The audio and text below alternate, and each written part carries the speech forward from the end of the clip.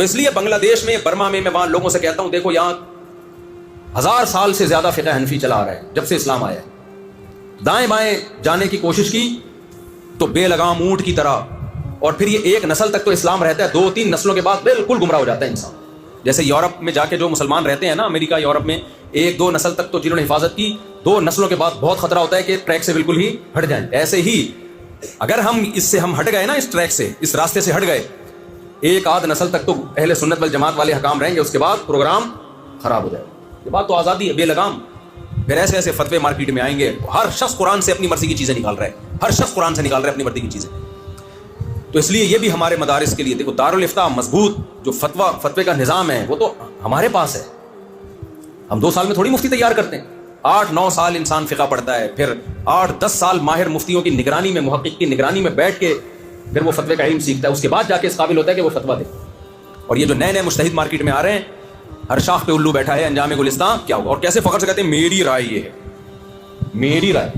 میں نے جامعۃ الرشید میں 8-9 سال پڑھا، پھر اس کے بعد ہم نے تخصص کیا، پھر فتوے میں، پھر 25 سال سے میں فتوے کا کام کر رہا ہوں، اور کتنے مسائل پہ تحقیقی کام کیا ہے۔ کبھی آپ نے میرے منہ سے آج تک سنا میری رائے یہ ہے؟ کبھی سنا اس بارے میں میری رائے یہ ہے؟ ہمیں یہ بولتے ہوئے شرم آتی ہے، اس لیے کہ ہم سے بڑے بڑے علامے ابھی موجود ہیں۔ اگر ہماری رائے ہوتے بھی ہیں تو جو بڑوں میں جو موافق ہم کہتے ہیں حضرت جی کی رائے ہے۔ یہ بے ادب گستاخ بنا دیا پبلک کو، اور اس کو نام دے دیا تحقیق کا۔ یہ تحقیق نہیں ہے، یہ بے لگامی ہے۔ ہاں ایک بات خوب اچھی طرح سمجھ لو، ہم فقہ حنفی کو فالو کرتے ہیں، درست فقہ شافعی کو بھی سمجھتے ہیں، فقہ مالی کو بھی، فقہ حنبلی کو بھی، لیکن فقہ حنفی کے اس قول کو جس کو دلیل کی بیس پہ علماء نے ترجیح دے کر اس پہ فتویٰ دیا ہے۔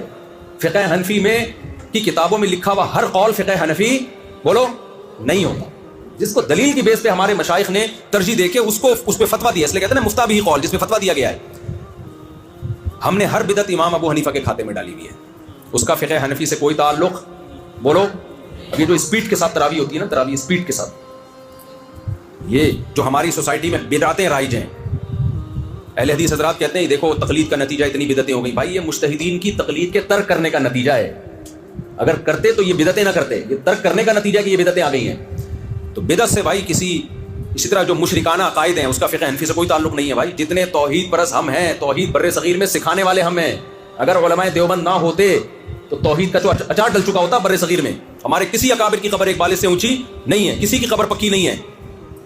تو اس لیے آپ جس فقہ سے وابستہ ہیں اس سے جڑے رہیں۔